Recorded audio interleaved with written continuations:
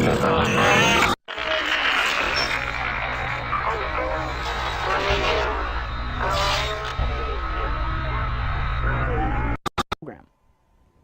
It states here that American citizens will be rounded up without warrants and imprisoned without trial for God knows how long. It states that these camps have been equipped to carry out Hitler-scale killings, an actual purge of American citizens by the very government which they themselves created and pay for. ICE agent's suicide note is now revealing government plans to round up and disarm Americans during a time of future economic and bank collapse. According to Superstation 95 FM out of New York, they're reporting some very deeply troubling news, but nothing awake Americans don't already know. Yes, they disclose that after writing a lengthy suicide note exposing terrifying plans that the government has for American citizens, a U.S. Customs agent walked onto a pier in New York City and blew his brains out. Sources inside the New York City Police Department have revealed to Superstation 95 the contents of his suicide note that was found on his body, and they are frightening. The note outlines why the officer chose to shoot himself. Quote, this is the words of his note: "The America I grew up in and cherished has been murdered by its own federal government. Our Constitution has become meaningless. Our laws politicized so badly they are no longer enforced except for political purposes." The note continued, "Our elected officials are, to a person, utterly corrupt and completely devoid of any love or respect for the country which pays them. To them, everything is about getting and keeping power and making illicit money from backroom deals." Now, the 42-year-old U.S. Immigration and Customs Enforcement deportation officer shot himself with a .40 caliber service pistol inside Pier 40 on the Hudson River Park at around 11 a.m. Apparently, a source at the scene described that the officer calmly walked into the park, took out his pistol, and shot himself in the head. Now, the suicide note, the officer revealed what he claimed are terrifying plans that the feds have been finalizing. And I have actually been tracking these very plans for many years now. Made some documentary films on it as well. Quote, "If the American people knew what this government is planning, they would rise up and overthrow it. If I or anyone else in the federal government revealed what is coming, we would be killed anyway. So now I will reveal what I know. We in federal law enforcement have been drilling for several years to control riots and uprising from a coming financial collapse and widespread bank failure. The drills involve life-size images of American men, even women and children, whom we are told to shoot for practice and to get used to it. We've been told that the economy is terminally ill and we will fail in 2016.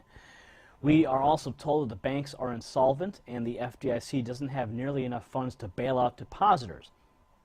We are told that these events are unavoidable, and it is imperative that the U.S. government survive when people rise up over this.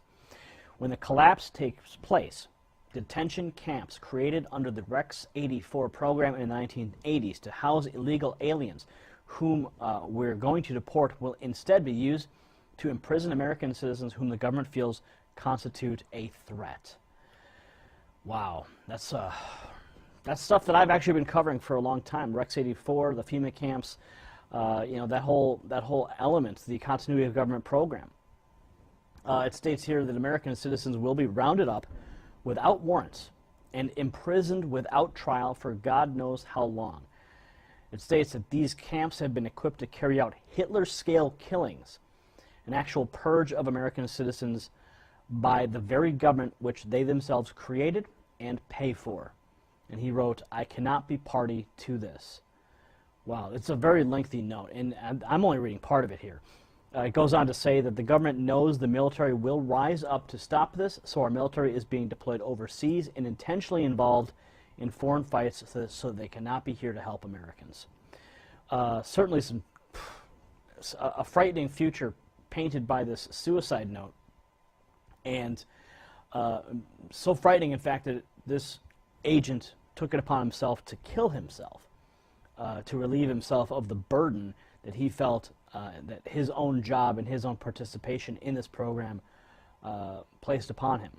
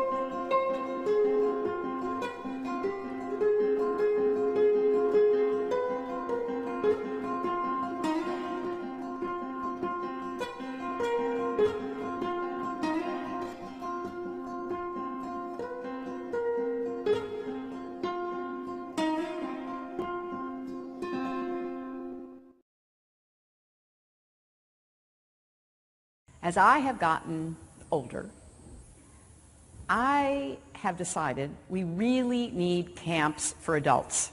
To the mainstream media, this is just another step in preparing for catastrophes. But to others, it's something much worse. Here's where it gets crazy.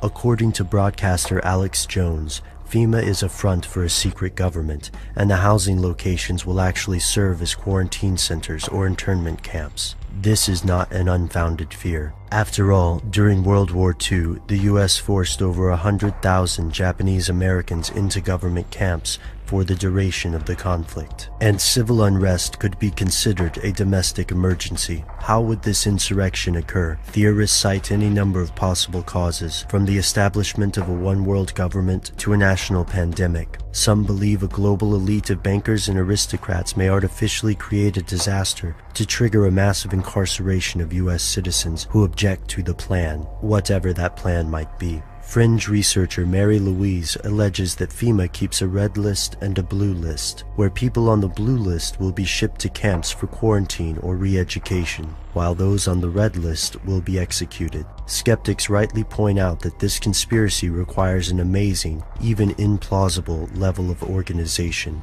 Also, a large natural disaster can displace hundreds of thousands of people, so building temporary housing in advance seems like a good idea. Yet there's another angle here. The US already holds the world's largest prison population, with over 2 million people incarcerated. Most of the people who believe that FEMA is a cover for a mass imprisonment also believe in the Illuminati, Freemasons, or satanic conspiracies. Sometimes they believe in all three.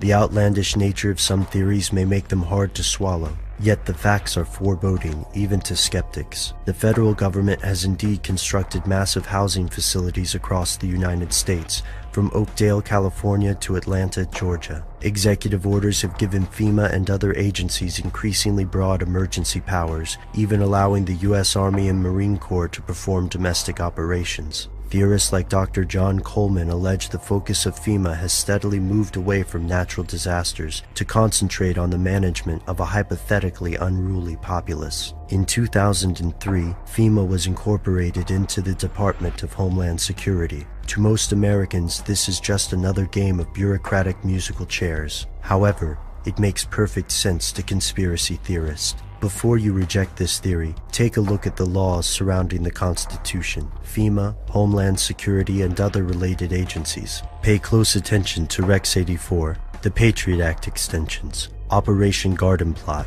and the executive orders that created FEMA. Conspiracy theorists think these documents are only the tip of the iceberg. The rest, for now, is stuff they don't want you to know.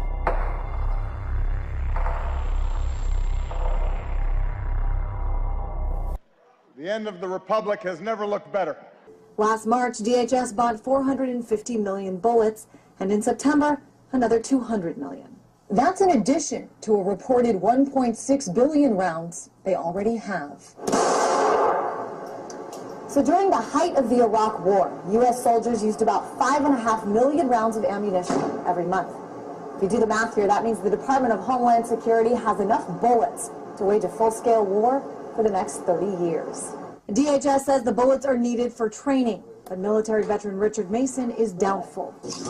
We never trained with hollow points. We didn't even really see hollow points my entire 4.5 years in the Marine Corps. Why would they need all those hollow points? This is our government buying up bullets to use against us. You know, you have true weapons of war here that are being purchased. I'm Judge Andrew Napolitano here, defending freedom, defending your natural rights, and defending your right to have a government that stays within the confines of the Constitution. Barack Obama, what are your thoughts on the Declaration and Constitution? You know, I think it's a remarkable document. I think which one? The original Constitution, as well as the Civil War amendments. But I think it is an imperfect document, and I think it is a document that reflects some deep flaws in American culture. As a result of our efforts, our two nations are working together more closely across a broader range of critical issues. And our cooperation is delivering results.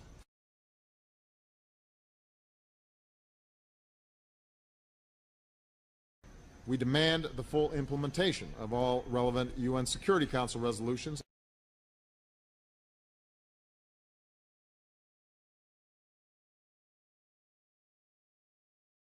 UN Security Council resolutions need to be fully enforced.